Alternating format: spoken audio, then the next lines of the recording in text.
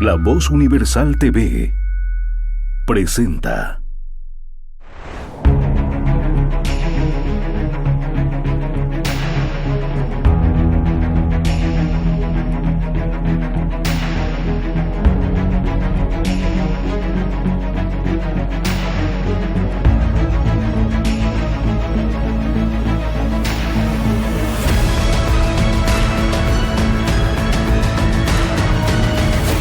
El Laberinto con Andrés Canseco.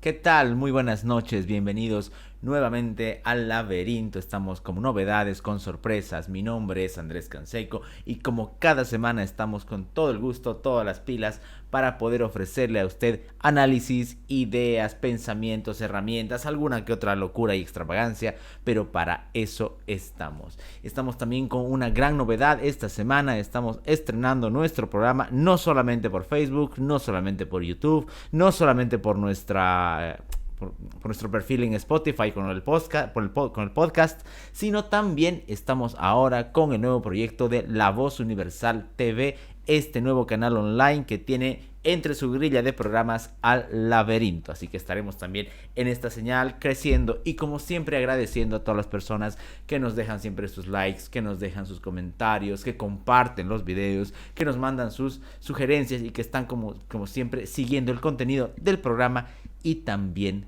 de la página. Así que ya saben, nos pueden encontrar también en lo que es lavozuniversal.tv. Así que empezamos nuestro programa con las cosas que pasan en este país, como siempre bastante extraño. Hay que arrancar con esta célebre ley de amnistía. Esa palabra que parece tan humanitaria, que parece tan noble, tan buena para la sociedad y que incluso ha encontrado en el COVID una justificación, porque los parlamentarios de la asambleístas del movimiento al socialismo han establecido que una de las razones por la que se establece o por lo que se aprueba esta ley de amnistía es por el hacinamiento que sufren las personas en las cárceles y el peligro que acarrea el COVID-19, bla, bla, bla, bla, bla, y muchas más palabras de muy baja calidad. Pero, ¿dónde está el problema? Como siempre, uno en la desconfianza que tenemos que tener frente a esta gente, por no llamarle gentuza, pero que además utiliza este tipo de argumentos, este tipo de argucias para generar no amnistía, sino impunidad. ¿Quiénes van a ser los primeros beneficiados de esto? No van a ser las personas que están en la cárcel, no van a ser las personas que están años sin sentencia por culpa del órgano judicial, que también maneja el movimiento al socialismo, sino van a ser aquellas personas que cometieron delitos durante la crisis del año 2019. Aquellas personas que volaron pasarelas, aquellas personas que no dejaban entrar comida a las ciudades, aquellas personas que se acercaban con explosivos a plantas de gas, etcétera, etcétera. Aquellas personas que gritaban guerra civil de una manera tan suelta, tan amena para ellos, pero que ahora se van a ver seguramente beneficiadas y quedarán en la impunidad. Hay que ser muy sinceros con este asunto. ¿Por qué? Porque no es que se pretenda negar que sí hay retardación de justicia, por supuesto, o que de repente es necesaria en nuestro ordenamiento mejorar, por supuesto, pero ese no es el tema. El verdadero problema es que esta ley lo que va a generar es impunidad. Es todo un conjunto de acciones que van a beneficiar a gente para que no sea enjuiciada. A ver, si ya de por sí Fiscalía, órgano judicial, se encuentra en una completa alianza con el órgano ejecutivo y legislativo, donde la independencia no existe, ahora dotarlos de este decreto, que en realidad es un decreto, pero que ahora ya fue aprobado por la Asamblea Legislativa, alcanzando el rango de ley, lo que va a dar es una impunidad total. Es decir, en este país, el delincuente, quien cometió delitos contra el orden, va a salir libre. Es más, tienen cargos políticos ya electos algunos de ellos y seguramente quieren hacerlo para que el día de mañana, porque lo que pasó, se queden libres de cualquier otra clase, porque el poder también es transitorio. Eso quedó claro de la manera más clara en estos años. Entonces, ¿cuál es el problema de esta ley? No es solamente que el movimiento al socialismo quede impune porque tiene jueces amigos. ¿Qué va a pasar? que en el caso de que ocurra un cambio de gobierno, tampoco se los podrá procesar. Y esta es una tradición muy perversa y muy antigua, primero en Bolivia y en Latinoamérica. En Bolivia, recordemos el decreto de amnistía de Carlos Mesa, ese que benefició a Evo Morales y a un montón de personas en los inicios del siglo XXI. Y, ojo, en Latinoamérica, porque también se dio en Nicaragua. También hubo ese tema con el ejército sandinista. Lo primero que hicieron al llegar al poder fue decretar una ley de amnistía para que no haya perseguidos políticos. Y aquí tenemos que ser muy claros. Tenemos que encontrar un criterio objetivo. Sí, vamos a ser objetivos en algunas situaciones. En lo que se refiere a delitos, hay que serlo. Una cosa es el perseguido político y otra cosa es el delincuente. Y el que quiere volar una planta de gas, y el que hace volar pasarelas, y el que anda con dinamita, y el que crea molotovs en oficinas del Ministerio de Cultura, es delincuente. Entonces, no querramos disfrazar las cosas. Ya el discurso que lamentablemente está prevaleciendo de que hubo un golpe el año 2019, porque no hubo golpe, hubo una rebelión ciudadana, hay que recordarlo hasta el cansancio, basta para el más testarudo de los mortales, tiene que... parece que avance ese discurso, porque ahora también se busca cooptar la ley con esa narrativa de que los perseguidos políticos durante el gobierno de facto son los que van a ser beneficiados. Tristemente, es una puerta a la impunidad. Seguramente quienes también descansarán tranquilos con esto son muchos jueces y fiscales, porque ahora encontrarán la manera más fácil de justificarse y de lavarse las manos. Porque no nos olvidemos también que ellos son tanto o más responsables de que vivamos en medio de este desastre. Pero también hay responsables de este desastre en otros lados, y hay que mencionarlos, por supuesto. No quiero hacer análisis de encuestas, a mí no me gusta particularmente, porque la información, a ver, no vamos a cometer la irracionalidad de decir que no se puede creer las encuestas y que hay que creer en las caravanas, o esa otra estupidez que dicen que la verdadera encuesta es el día de la elección. Ya sabemos cómo les va a los que dicen eso, ya sabemos cómo les va. Pero no me gusta hacer análisis de encuestas porque requiere tener un conocimiento más técnico, y hacerlo de otra manera es irresponsable. Sin embargo, más allá del margen de error que puedan tener, es claro que hay fuerzas que tienden a decaer. Y en el caso específico de quienes me quiero referir ahora, es al Partido Demócrata. Y no me quiero referir a demócratas solamente en esta elección municipal y aparentemente el tercer o cuarto puesto que disputa, o hasta quinto tal vez, al que llegará en el municipio de Santa Cruz de la Sierra, sino además en todo lo que representa en un año y medio la caída de demócratas. Particularmente yo jamás fui fan de demócratas, y eso a pesar de que tengo amigos muy queridos y que aprecio mucho ahí adentro, nunca me simpatizaron, nunca llegué a votar por demócratas, es una confesión personal, en ninguna elección, así que puedo también descansar sobre esa idea. Pero me llama mucho la atención como en un año y medio, menos, en un año y un poquito más, este partido ha pasado de gobernar el país, obviamente por las circunstancias de la transición, etcétera, etcétera, no por haber ganado la elección, gobernar con Yanine Áñez, porque sí estaba gobernando con Yanine Áñez. Eso es una bajeza negarlo. Lo que hicieron Rubén Costas, Óscar Ortiz y compañía al decir que no estaban en el gobierno es una bajeza, por si acaso, y es una mentira que no se las vamos a creer. Pero bueno, en el sentido de en ese tiempo haber pasado de gobernar el país por circunstancias diferentes a las de la elección, a raíz del fraude, hacer ahora un suspiro tan débil que no tiene ni siquiera oportunidad en la ciudad. Y hay que decirlo porque sus errores y sus fracasos no son solamente locales. Pensemos lo que pasó en Cochabamba, con el caso de José María Leyes.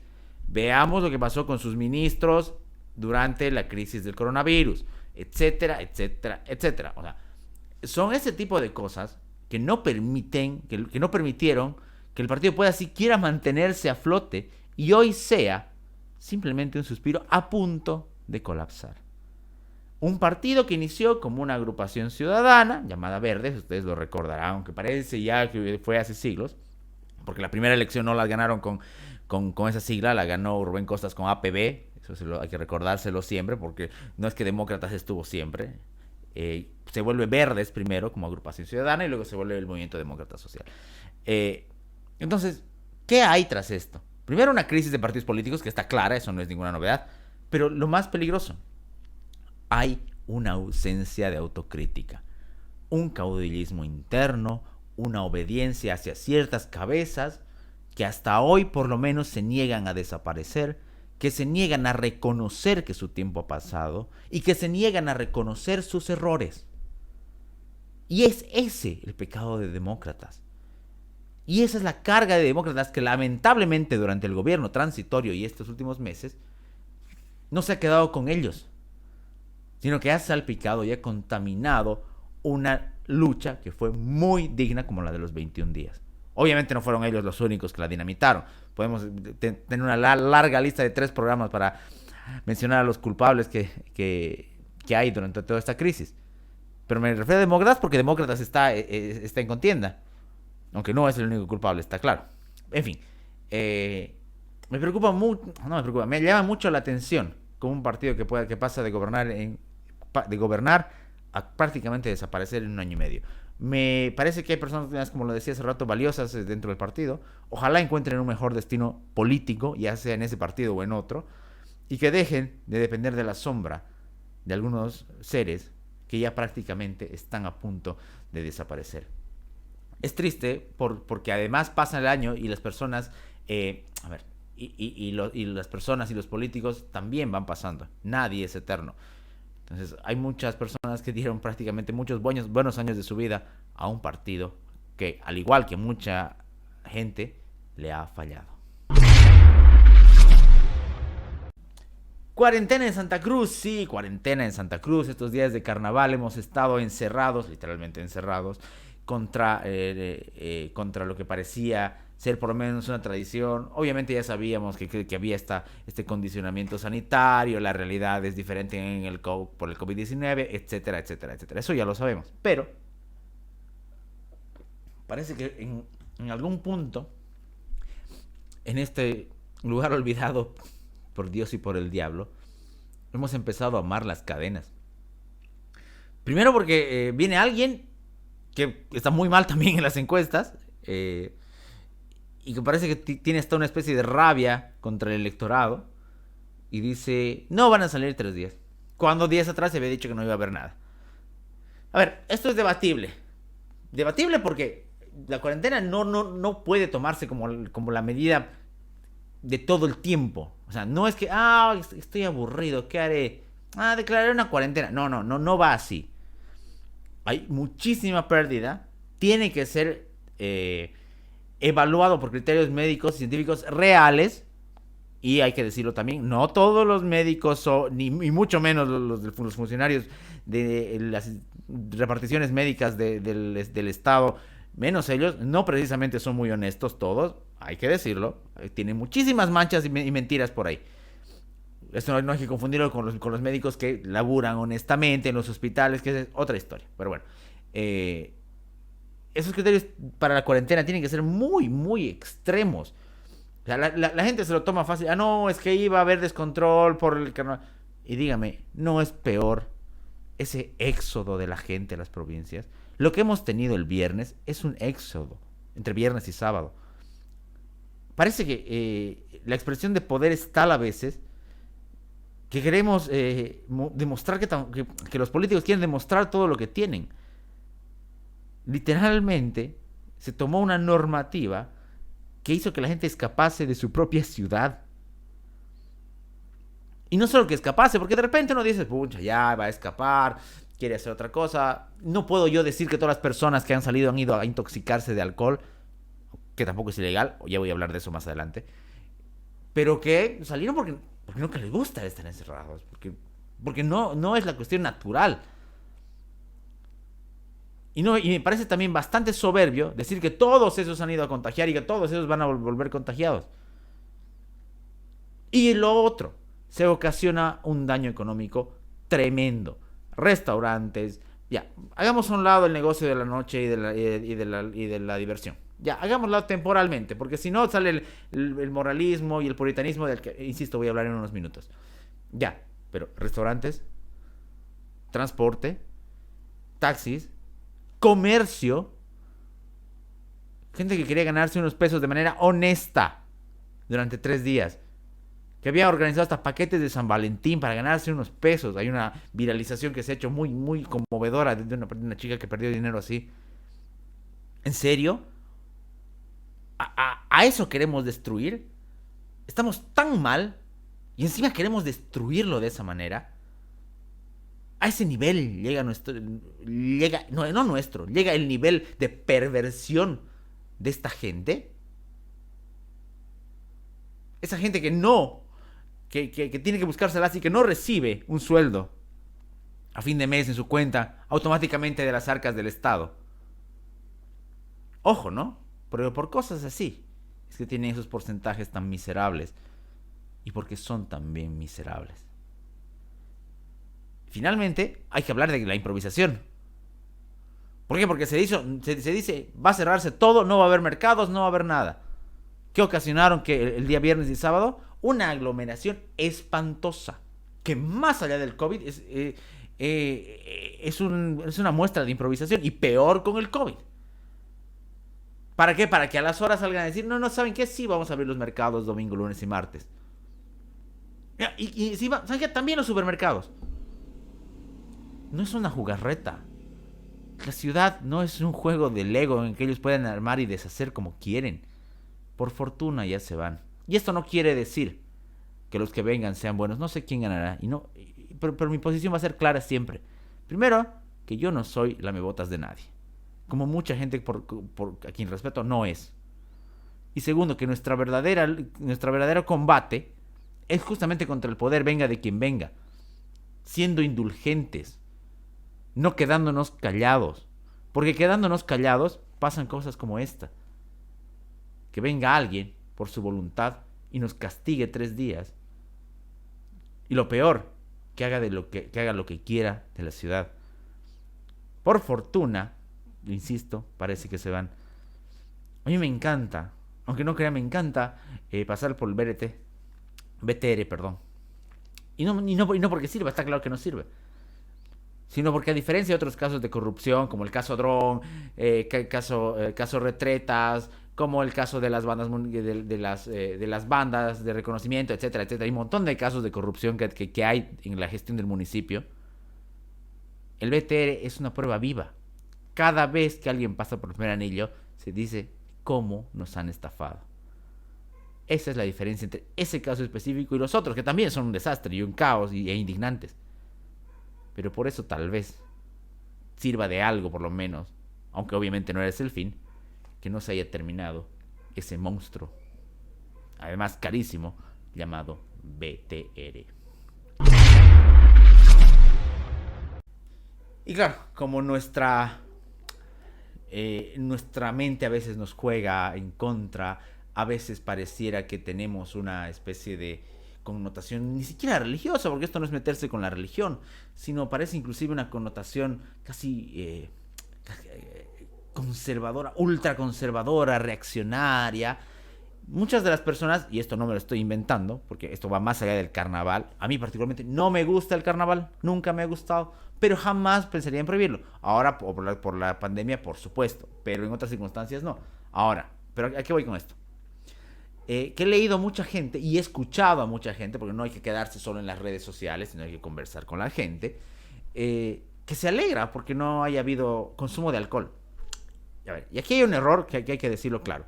El consumo de alcohol no es sinónimo del COVID. Si usted es abstemio, también se puede contagiar de COVID. Si usted es niño y no consume alcohol, también se puede contagiar de COVID. Se habla de que la gente baja las medidas cuando está con alcohol y demás. Bueno, es otra historia, pero no es lo mismo. Y veo mucha gente contenta, ¿por qué? Por esas prohibiciones. Y pienso en estos puritanismos, de verdad, más propios del siglo XVIII, XVII, que del siglo XXI. ¿Y por qué digo que hay un recrudecimiento del puritanismo? Santa Cruz es una de las pocas ciudades, y creo que ninguna, de verdad, porque sé que La Paz no, sé que Sucre no, sé que Tarija no, que por ejemplo para Semana Santa nunca ha dejado de declarar ley seca. Entonces, y la gente se siente contenta con eso. No, qué bueno que no haya, qué bueno que no hay, qué bueno que no se venda. ¿Perdón? ¿Alguien le apunta a usted con un arma y le dice tome? ¿Dónde está entonces nuestra gran prédica de que la libertad, de que no sé qué, de que tenemos que pensar por nuestra cuenta? Si a la hora de la verdad somos tan mediocres, tan miserables y tan liberticidas, y encima mojigatos, que pensamos que el consumo de alcohol es la causa de todos nuestros problemas. El alcohol puede desatar muchos de nuestros problemas, pero los problemas tienen una raíz y no está ahí. Son problemas culturales. Y no se inicia una cacería de brujas contra quienes de manera legal venden alcohol. ¿Por qué? No tiene sentido. Es refugiarse en la autocomplacencia y en el puritanismo. Hay este fantástico libro de Bertrand Russell, se llama Ensayos escépticos, y el ensayo número 9, y es uno de mis libros favoritos de Russell, se llama justamente El recrudecimiento del puritanismo. O sea, es un gran libro. Y voy a tomarme la libertad de leer unas partes para que entendamos quién es el puritano, según Russell. Porque lo define de una manera magistral. Dice Bertrand Russell: podríamos definir a un puritano como un hombre que sostiene que ciertos tipos de actos, aun no teniendo efectos negativos visibles en nadie, salvo en todo caso en su propio autor, son intrínsecamente pecaminosos y por serlo han de impedirse por el medio más eficaz que pueda hallarse, el derecho penal si es posible, y en su defecto la opinión pública respaldada por un conjunto de presiones económicas. El problema del presente, sigue más adelante, nos plantea que no es tanto el de la implantación de la democracia política como el de la conciliación del orden con la libertad de las minorías. Pero el fanático es incapaz de reconocer que si se efectúa de un modo excesivamente drástico, la supresión de un mal produce males incluso peores. Vuelvo con eso. La supresión de un mal puede producir males peores. Mucho ojo con lo que estamos haciendo. Estamos acostumbrándonos a perder la libertad. No solo de consumir lo que se nos dé la gana, sino de salir a cualquier hora. Nos acercamos a marzo. Y hace un año que nadie puede volver a su casa por la noche, aunque sea de donde le venga la regalada gana, sin miedo, porque hay prohibiciones. ¿De verdad el COVID nos ha llevado a eso?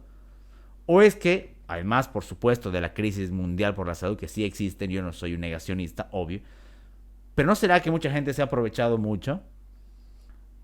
¿No será que entre puritanos, políticos, algunos fariseos por ahí, gente que está cómoda, ¿no será que se ha aprovechado un poquito de eso? En vez de hacer bien su trabajo, que es brindar condiciones de salud, dotar de ítems, que ese es su trabajo, ¿no será que se la pasan felices ellos mientras pueden hacer campaña y mientras buscan qué hacer, mientras el resto de la ciudadanía ya no reconoce la verdadera dimensión de la libertad? Son preguntas que hay que hacernos y que por supuesto no hay que rehuirles. Bien, seguimos avanzando en nuestro programa. Hoy tenía para el final un comentario muy particular sobre una serie. Sí, una serie, pero no una serie de estas que están de moda de Netflix y demás, que están muy buenas, por cierto. Bueno, no solo Netflix, ahora ya hay un montón de series muy interesantes que vale la pena revisar.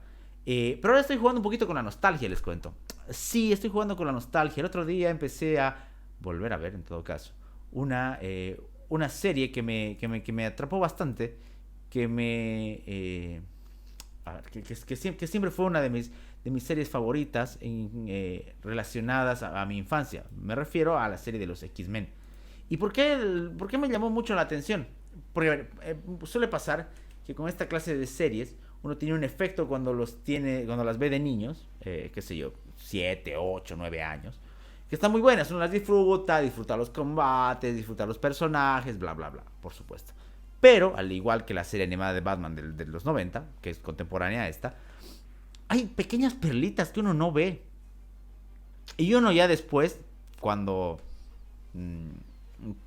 ya tiene cierto conocimiento de algunas cosas y vuelve a verlas, se asombra Y se asombra de una manera bastante agradable, les cuento. Sobre todo con las primeras 2-3 temporadas que, a pesar de que la animación no es de la mejor, de hecho, muchos seguramente jóvenes niños del presente no la verían por su calidad, por su baja calidad de animación y demás, aunque para su tiempo era una verdadera maravilla. Observé algunos detalles muy interesantes que tienen que ver con la convivencia política y también con el saber, cosa extraña en una serie de esos tiempos. No es que no hayan existido, sino que justamente uno no podía verlas. Y me quería quedar con dos. Primero, en la temporada número 1 está este fantástico personaje, que es uno de mis favoritos, de mis X-Men favoritos, es Bestia, el Dr. McAvoy, que bueno, es detenido por un conflicto, bla, bla, bla, entre mutantes y los intolerantes de la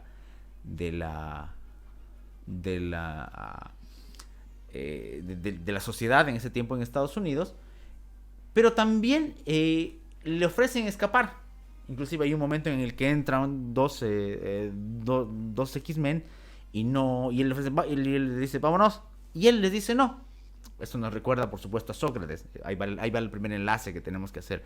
Sócrates, según nos cuenta Platón en el diálogo Critón, rechazó huir por la noche de su apresamiento antes de la condena por la cicuta. Pero además, lo que me llama mucho la atención, y voy a hacerlo un poco más grande para que podamos verlo mejor, es lo que está leyendo Bestia, el personaje. Está leyendo un fantástico libro del que ya hemos hablado varias veces acá. Ahí se alcanza a ver mejor. Está leyendo Desobediencia Civil de Henry David Thoreau. Una cosa rara, insisto, uno a sus 8 años no se va a dar cuenta de aquello, ni siquiera va a recaer en ese tipo de detalles, pero ya ahora uno sí puede verlo. Y efectivamente está leyendo este libro de acá, Desobediencia Civil de Henry David Thoreau, en el que, ya lo hemos comentado alguna vez, pero en el que se sienta una base no solamente vivencial de Thoreau, sino también filosófica de por qué a veces hay que desobedecer la ley. ¿Y por qué también lo traigo a colación? Porque en este año, por cuestiones políticas, por pandemia, etcétera, etcétera, nos hemos amansado todavía más. Uno tiene miedo, todos tenemos miedo. Pero tampoco se puede vivir solo con el miedo y pensar que podemos renunciar a unas conquistas centenarias como la libertad de opinión, hasta como la rebeldía, por miedo. Entonces pienso que, habiendo generado esa provocación de volver a ver a Bestia leyendo Desobediencia Civil, podemos también acompañarlo nosotros leyendo Desobediencia Civil. Si no lo pueden encontrar en físico, está en internet, porque por lo menos la primera parte, que es de la Desobediencia Civil, vale la pena verlo. Así que pueden leer ese fantástico libro. Pero además, un detalle que hasta ahora también me pareció muy interesante en la serie, es este mutante de acá, este villano, se llama Omega Rojo. Es un personaje, por supuesto, no solamente de la serie, sino de los cómics, que despierta y que empieza a realizar una especie de retoma de la Unión Soviética, de la Unión de Repúblicas Socialistas Soviéticas. Y el personaje de Metal, junto con otros X-Men, van a tratar de contenerlo. ¿Y qué pasa? Él no solamente quiere poder, sino quiere reinstaurar la URSS. Y reinstaurar la URSS con toda la masacre que tiene. Y es muy interesante porque este personaje no se inventa nada, sino simplemente tira todos los postulados del comunismo.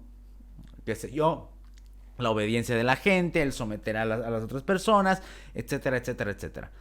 Y lo interesante, y con esto cierro mi review de esta fantástica serie, es que lo hace por la necesidad de orden. Porque según él, el pueblo pide orden. ¿No les recuerda a algo eso? ¿No les recuerda a cantidad de dictadores abusivos, o inclusive a algunos pseudo-democráticos con alma de autoritarios, que a través del orden y de la necesidad de seguridad implantan dictaduras o abuso? Por eso hay que ver a veces estas series, por eso hay que ver a veces este tipo de contenidos, porque nos recuerdan algo que en ese tiempo fue valioso y que ya no lo es. No vamos a decir que no hay contenido bueno ahora, por fortuna sí lo hay mucho más ahora con el streaming y el internet, etcétera, etcétera. Pero como que, y esto sin ser paranoico, nos vienen avanzando hace mucho. El avance progre en los contenidos es demasiado grande. Así que para evitar ser víctima de aquello, les recomiendo volver a ver la serie de los 90, la serie animada X-Men. O si no, también están los cómics y demás. Es mucho mejor que las películas, por cierto, esta serie. Las películas tienen su valor, pero esta serie está en otro nivel. Así que la sugerencia está ahí, con los comentarios también de corte político y literario de la serie X-Men.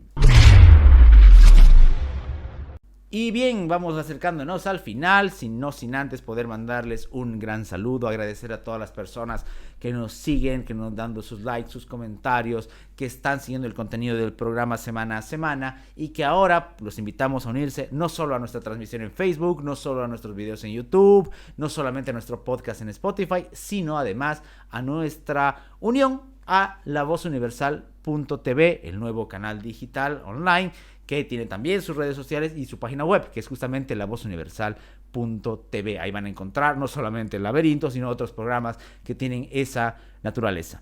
Mi nombre es Andrés Canseco. Como siempre, es un gusto poder estar con ustedes cada semana. Nos volveremos a encontrar no solamente en la transmisión habitual del laberinto, sino también el contenido durante la página. Tenemos transmisiones especiales, tenemos algunas charlas con los jinetes del coronavirus, con el Colegio Abierto de Filosofía, todas esas personas que también contribuyen un poco, o mucho mejor dicho, a que nuestra página y nuestro conocimiento crezca. Nos vemos la siguiente semana. El laberinto con Andrés Canseco.